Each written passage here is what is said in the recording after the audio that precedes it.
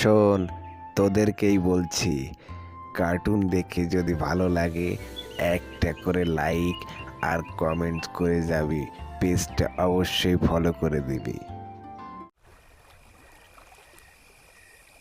আজ মঙ্গলবার গ্রামে পা রাখতেই দেখি সেই 10 বছর আগের মতো অবস্থা।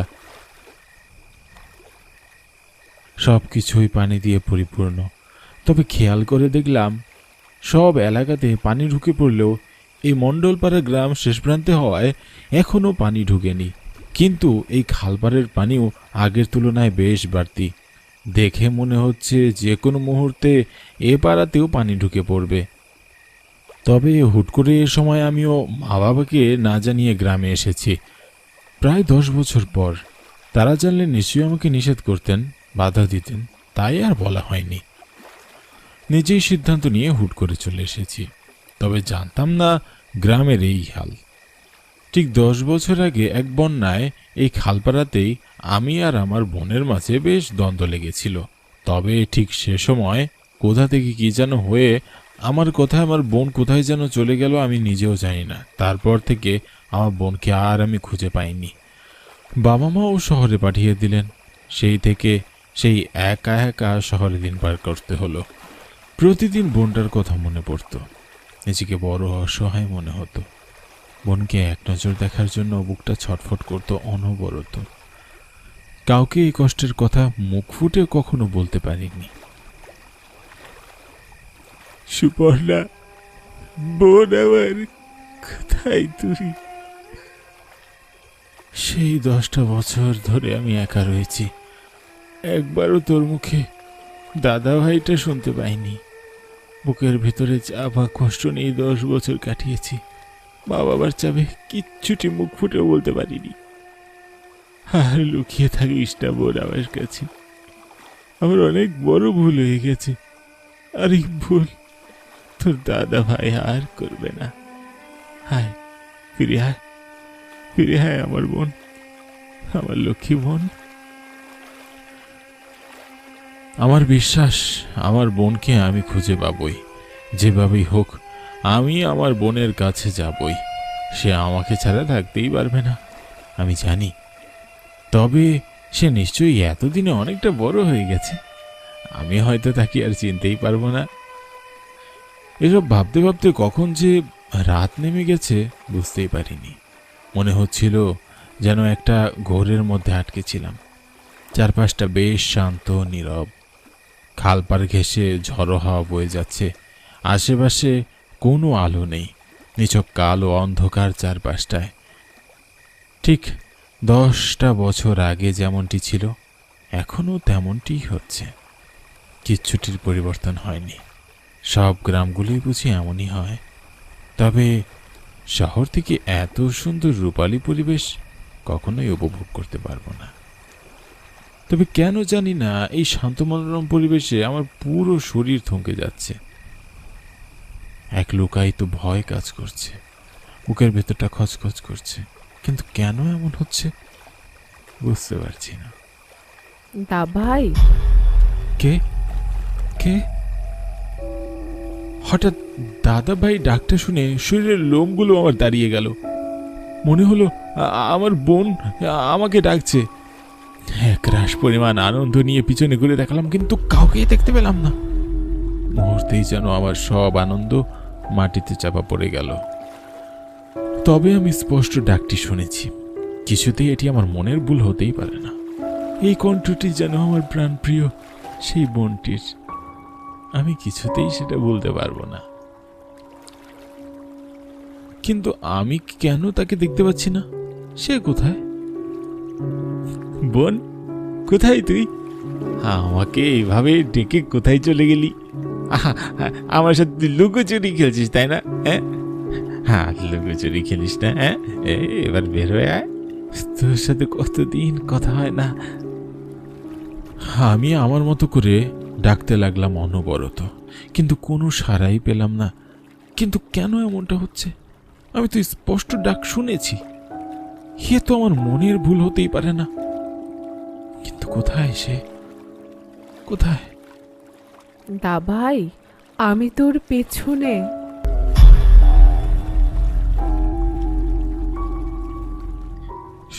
সুপর্ণা, তোর এ হাল হলো কি করে? বোনের এমন ভয়ঙ্কর চেহারা দেখে আমার বুকের ভেতরটা কেমন জানি করে উঠল। তার গলার কাটা, চোখ দুটো যেন আগুনের শিখার মতো জ্বলজ্বল করছে। মনে হচ্ছে ওই দুটো চোখ দিয়ে আমাকে ঝলসে দিবে। আর তার মুখে এক ভয়ঙ্কর করুণ মুচকি হাসি, যা আমার পুরো শরীরকে শিউরে তুলেছে। আমার হাত পা কাঁপতে লাগলো। এমন হাল তো কোনো সাধারণ মানুষের হতে পারে না। এমন রক্তমাখা শরীরে, গলায় ছুরির আঘাত, আঘাতের দাগ স্পষ্ট। সুপর্ণা কি করে দাঁড়িয়ে রয়েছে ভাবতেই যেন আমার মাথা ঘুরাতে লাগলো। আর তার চোখ দুটো, আমি যে তার দিকে তাকাতেই পারছি না। আমার ভীষণ ভয় করছে। আশেপাশেও কেউ নেই, পুরো শান্ত স্তব্ধ সবকিছু। গা যেন আরো ঝমঝম করতে লাগলো। দা ভাই, ভয় পাচ্ছিস আমাকে দেখে? হঠাৎই সুপর্ণার এ কথায় যেন পুরো খাল পার কেঁপে উঠল। আর তার কথার প্রতিধ্বনি আমার কানে ভেসে আসতে আমি নীরবে আটকে উঠে সাথে সাথে বলে উঠলাম, না না না, মানে তোর এ অবস্থা কি করে হলো? পুরো শরীর রক্ত, গলায় চুরি আঘাত, স্পষ্ট তুই দাঁড়িয়ে আছিস কি করে? তোর কষ্ট হচ্ছে না? কষ্ট হবে কেন দাদা ভাই? আমি তো এভাবেই এখানে থাকি। মানে সুপর্ণার এমন অদ্ভুত কথায় যেন আমার ভয় আরো বাড়তে লাগলো। সে মুহূর্তে হাত পা যেন থরথর করে কাঁপতে লাগলো। মনে হচ্ছিল যেন এ আমার বোন নয়, অন্য কেউ। এ কিছুতেই আমার বোন হতে পারে না।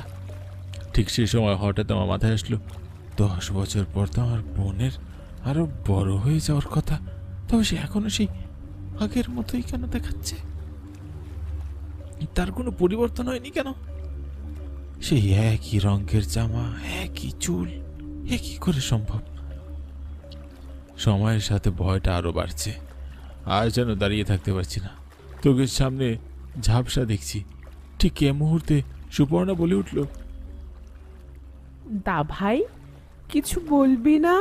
এতদিন পর আমাকে দেখে তোর আমাকে ভালো লাগছে না?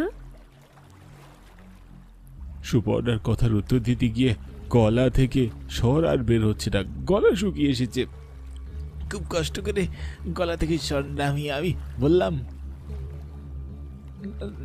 আরে হ্যাঁ, তবে তবে? তবে আবার কি? কোনো তবে শুনবো না। আমার না খুব খিদে পেয়েছে দাবাই। আমাকে খাওয়াবি না? কি কি খাবি? তোর তাজা রক্ত। আমি তো এখন মানুষের রক্ত, মাংস, হাড় কড়মড় করে চিবিয়ে খাই। আজ তোরটা খাবো দাদা ভাই। মানে কি কি বলছিস কি তুই? মানুষের রক্ত খাই মানে? সুপর্ণা যেন অট্ট হাসিতে মেতে উঠল। তার হাসি যেন থামতেই চাইছে না। আমার কানে তার এই হাসির প্রতিধ্বনি ভেসে আসতেই যেন মনে হচ্ছে আমার মাথাটাই ফেটে যাবে। তার এই কুৎসিত ভয়ঙ্কর হাসির আওয়াজ যেন অসহ্যকর যন্ত্রণা দিচ্ছে আমার পুরো মাথায়। তুই হাসছিস কেন? দে না দা ভাই, দে। তোর রক্ত খেতে দে। বহুদিন হলো এমন সুস্বাদু খাবার খাইনি। খুব খিদে পেয়েছে। সে আমার দিকে আস্তে আস্তে আসতে লাগলো। আমার মনে হচ্ছিল এই বুঝি আমার সময় যেন ঘনিয়ে এসেছে। আমি কি করবো বুঝে উঠতে না পেরে প্রাণপণে দৌড় দিলাম। তবে এতেও যেন মুক্তি পেলাম না। আবার পিছনে পিছনে সুপর্ণাও আসতে লাগলো। আমার গতির থেকে তার গতি আরো বেশি। যে কোনো মুহূর্তে আমাকে খপ করে ধরে ফেলবে। আমাকে আর বাঁচতে দিবে না। আজই আমার শেষ দিন। ঠিক সেই সময় হোঁচটকে পা ছিটকে পড়ে গেলাম মাটিতে। উঠে দাঁড়ানোর মতো কোনো শক্তি পেলাম না। চোখ ভালো করে তাকাতেই দেখলাম সুপর্ণা আমার দিকে তীক্ষ্ণ দৃষ্টিতে তাকিয়ে আছে। তবে এবারে সুপর্ণা একা নয়, তার সাথে আরো কয়েকজন, সকলেই যেন তার সমবয়সী। সকলের হাল সেই সুপর্ণার মতো। আমার চোখ ধাতিয়ে আসতে লাগলো, সহ্য ক্ষমতা যেন হারিয়ে ফেলেছি।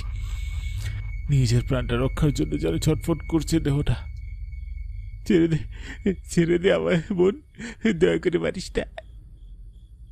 তোর রক্ত মাংস খাওয়ার জন্য তো এরা অধীর আগ্রহে অপেক্ষা করছে দা ভাই। এদেরকে কি করব বল, বল আমাকে। দয়া করে ছেড়ে দে আমাকে, পারিস না, পারিস না আমাকে। কেন তোর মনে নেই ঠিক 10টা বছর আগে আমাকে তুই মেরেছিস? তখন তো তুই আমাকে ছাড়িসনি। তোর মনে নেই সেই আগের কথা? তাহলে শোন, আমি তোকে আবার মনে করিয়ে দিচ্ছি।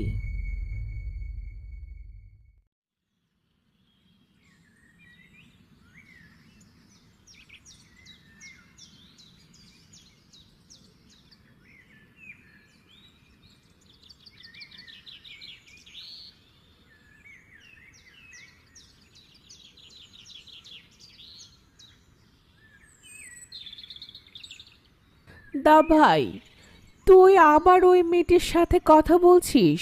তোকে বাবা মা বলেনি ওই মেয়ের সাথে সম্পর্ক না রাখতে? তুই আবার কথা বলেছিস? আমি আজকেই বলে দিব। খবরদার বলছিস সুপর্ণা, তুই ভুল করিস না। আর বেশি পেকেছিস তাই না? যা বাড়ি যা।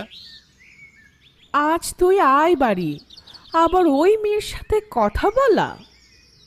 ভুল করছিস কিন্তু, আমাকে রাগিয়ে দিস না। কি করবি তুই? ওই মেয়ে কতজনের সাথে সম্পর্কে জড়িয়ে আছে তুই জানিস? একটা জঘন্য মেয়েকে তুই ভুলতে পারছিস না? আজ বলেই দিব। যা বলে দে। আমি তারপর বন্যার পানিতে ভেসে মিলিয়ে গেলাম। আমাকে তুই একটি বারের জন্য বাঁচালি না। আমি বাঁচার জন্য কত ছটফট করছিলাম। আজ তাহলে আমি কেন তোকে বাঁচতে দিব? আমার ভুল হয়ে গেছে, দয়া করে আমাকে মারিস না। আমি তোকে সেদিনের পর অনেক খুঁজে চিনে, বিশ্বাস কর। সেদিনের পর মা বাবা আমাকে শহরে পাঠিয়ে দেয়। আমি সাঁতার জানতাম না বলে আমি তোকে বাঁচাতে পারিনি রে। তুই জানতিস আমি যে সাঁতার জানি না। আমি তোকে পানি থেকে ওঠানোর জন্য নানা কৌশল অবলম্বন করেছিলাম, কিন্তু শেষ রক্ষাটা হয়নি। আমাকে ক্ষমা করে দে, আমার বড্ড ভুল হয়ে গেছে। এইবারের মতো ক্ষমা করে দে। আমি তো তোর মতো আর নির্দয় নয় যে তোকে মারব। যা, তোকে মাফ করে দিলাম। এই কথা বলে তারা সকলে কোথায় যেন মিলিয়ে গেল। কিছুই আর বুঝতে পারলাম না। চোখের পলকে যেন সব পাল্টে গেল। তাদেরকে আর কোথাও দেখতে পেলাম না।